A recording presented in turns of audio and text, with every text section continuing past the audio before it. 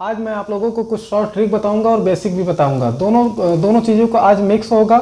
ठीक है, तो चलिए देखते हैं। चक्रवृद्धि ब्याज का ये क्वेश्चन है दिल्ली पुलिस हेड कांस्टेबल 17/10/2022 में शिफ्ट 2 में दूसरे शिफ्ट में पूछा गया है।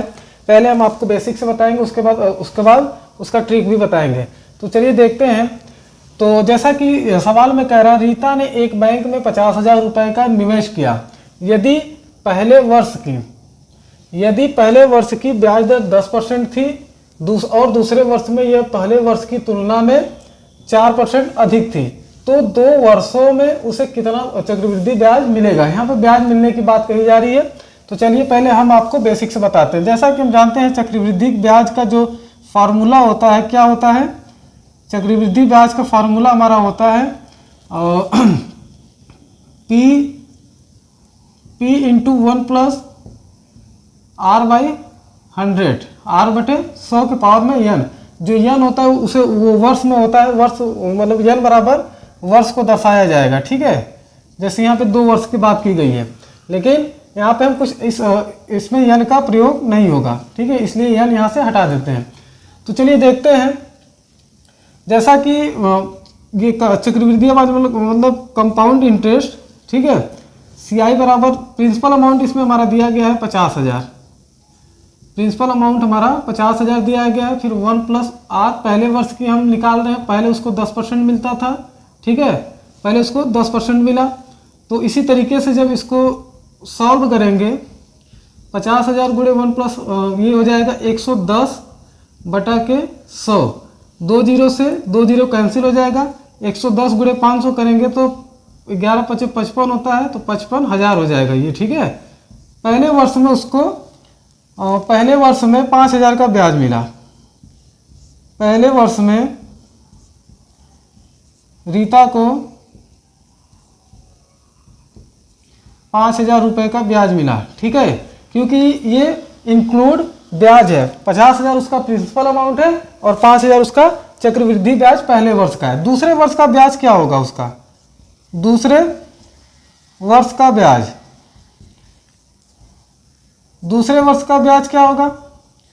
पहले 10 मिलता था, अगले साल उसको 4% बढ़ के मिला, मतलब 14% हो जाएगा। ठीक है, R बराबर यहाँ पे 14% हो जाएगा। तो अब यहाँ पे प्रिंसिपल अमाउंट इसका हो जाएगा 55,000। ठीक है, क्योंकि अगले साल जो ब्याज मिलेगा वो 55,000 पे ही मिलेगा।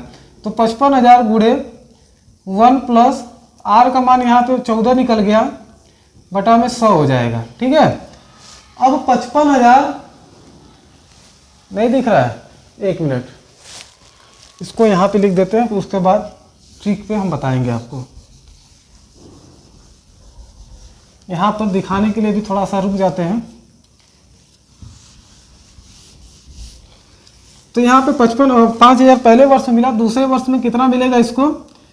तो दूसरे वर्ष का जो फार्मूला हो जाएगा, यहाँ पे प्रिंसिपल अमाउंट 55,000 हो जाएगा, क्योंकि इसमें अगले साल जो ब्याज उसको मिलना है 55,000 पे ही मिलेगा। तो 1 + R का मान 14% मिल गया यहाँ पे, 14/100। तो यहाँ पे हो जाएगा 55,000 × 114/100।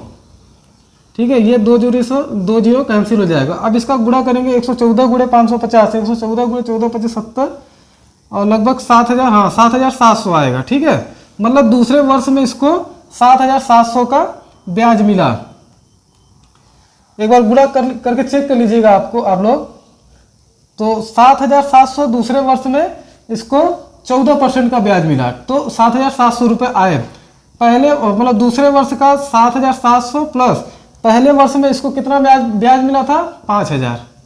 ठीक है, इस तरीके से 77 मतलब 7,700 प्लस 5,000 तो हो जाएगा आपका 12,700। ये आपका आंसर आ जाएगा बेसिक से। तो आपका इसमें ऑप्शन नहीं दिया, हमने नहीं लिखा है इसी वजह से। तो आप इस तरीके से सवाल जब सॉल्व करेंगे तो भी आ जाएगा, लेकिन हम आप लोगों को कुछ ट्रिक से भी बता देते हैं। इस सवाल को नोट कर लीजिएगा वीडियो पॉज करके। चलिए, आप इसका बेसिक हमने बता दिया आपको। अब इसका ट्रिक बताते हैं कि ट्रिक से इसको कैसे करेंगे। ठीक है, ट्रिक देखते हैं। यहाँ पे लिख देता हूँ by the trick. By trick से करते हैं हम। तो यहाँ पे 10% इसको पहले वर्ष में मिलता था और उसके बाद अगले वर्ष उसको 4% बढ़ाकर मिला, तो यहाँ पे ये 14% हो गया। ठीक है, एक बार इसका गुणा कर देते हैं हम लोग, मतलब इसको जोड़ देते हैं। तो जोड़ेंगे तो कितना हो जाएगा, 24 हो जाएगा, और एक बार गुणा करेंगे तो 140 हो जाएगा। ठीक है, अब इसको क्या करते हैं, जोड़ देते हैं, 2 अंक को रखते हैं, 2 अंक यहाँ पे हमारा हो जाएगा और 1 इसमें जुड़ जाएगा, तो 25.4 यहाँ पे दशमलव हमने अपने से लगाया है ट्रिक को बनाने के लिए। ठीक है, तो 25.40 ये जुड़ने के बाद हो गया। अब प्रिंसिपल अमाउंट कितना है यहाँ पे, 50,000 बटे में 100 लिख देंगे, गुणे 25.4 से गुणा कर देंगे। ठीक है, अब यहाँ पे जब दशमलव हटाएंगे तो 10 हो जाएगा नीचे। ठीक है, उसके बाद अब इसको काटते हैं, 3 जीरो से 3 जीरो ऊपर से कट जाएगा। अब 254 का गुणा जब 50 में करेंगे तो 25 चौके 100, 12,700 रुपये। ठीक है, बाय द ट्रिक भी बिल्कुल आसानी से आ गया, लेकिन ट्रिक को याद करने में आप लोगों को हो सकता है कहीं भूल हो जाए, क्योंकि थोड़ा सा डिफिकल्ट भी है, लेकिन आप जब इस पर प्रैक्टिस करेंगे तो आसान हो जाएगा। और बेसिक से भी कर सकते हैं, बेसिक कैलकुलेशन जैसा आपका स्पीड हो, यदि स्पीड आपकी अच्छी है कैलकुलेशन की तो आप विदाउट ट्रिक भी कर सकते हैं। ठीक है, चलिए अगला क्वेश्चन देखते हैं। दूसरा सवाल आपके सामने है, जो हमने अपने मन से बनाया है, रैंडम ही हमने इसी तरह बना दिया है। तो चलिए इसको सॉल्व करते हैं। ठीक है, हमने ना इस पर कोई भी प्रैक्टिस की है, ना ही कोई कुछ सोचा इसके विषय में। ठीक है, बस रैंडम मेरे मन में सवाल आया और मैंने आपको दिया इसका। ठीक है, चलिए देखते हैं। एक व्यक्ति ने किसी बैंक में 45,000 का निवेश किया, जिसमें प्रथम वर्ष में 11% का ब्याज मिला तथा दूसरे वर्ष में 3% ब्याज बढ़ाकर बैंक द्वारा दिया गया। 2 वर्षों में उसे कितना चक्रवृद्धि ब्याज मिला? ठीक है, या मिलेगा, बात एक ही है। ठीक है, तो हम इसको बेसिक से ही करेंगे, क्योंकि बहुत अच्छा पड़ेगा जब हम इसको बेसिक से करेंगे। ठीक, चलिए बेसिक से करते हैं। तो चक्रवृद्धि ब्याज का हमने फार्मूला आपको बता दिया, CI बराबर P इंटू 1 प्लस R/100 बटे R/100 के पावर N। ठीक है, हमने ये बताया आपको, इसी बेसिक पे हम रख के इसको सॉल्व करते हैं। ठीक है, यहाँ पे प्रिंसिपल अमाउंट दिया है, प्रिंसिपल अमाउंट दिया है 45,000 गुणे 1 प्लस R दिया है, पहले वर्ष का हम निकाल रहे हैं, 11 दिया है पहला वर्ष। ठीक है, इस तरीके से 45,000 गुणे 111 बटे के 100 हो जाएगा। 2 जीरो से 2 जीरो कैंसिल हो जाएगा। 111 का गुणा 450 पे जब करेंगे तो हमारा कितना हो जाएगा, 11 चौक 55, 11 चौक 44, तो यहाँ पे हो जाएगा 49,950। 111 का 450 में जब गुणा करेंगे तो 49,950 रुपये हो जाएगा, जिसमें इसको ब्याज मिला है एक साल का 11% जो ब्याज इसको मिला है। मूलधन से हम इसको घटा देंगे, इसमें से इसको मूलधन से जब घटाएंगे तो हो जाएगा आपका 4,950। ठीक है, ये पहले वर्ष का इसको ब्याज मिला है। ठीक है, 4,950 रुपये ब्याज मिला। अब दूसरे वर्ष में इसको कितना ब्याज मिला? दूसरे वर्ष में, पहला वर्ष में जो था 11 था, प्लस उसके बाद 3% मिला, जो हो गया 14%। ठीक है, 14% इसका ब्याज हो गया।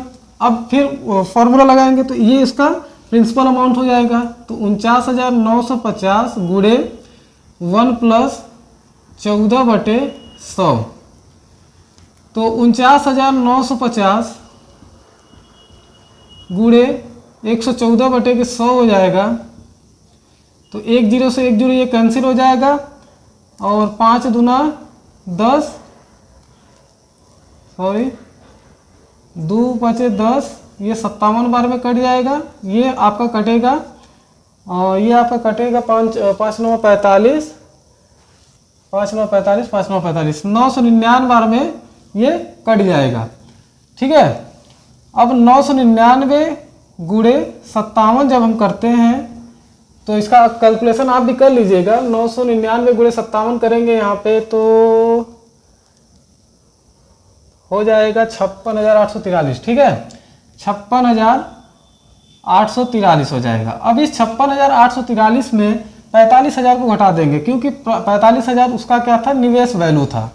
45,000 56,843 में 45,000 जब हम घटाएंगे तो हमारा कितना हो जाएगा, ये 11,843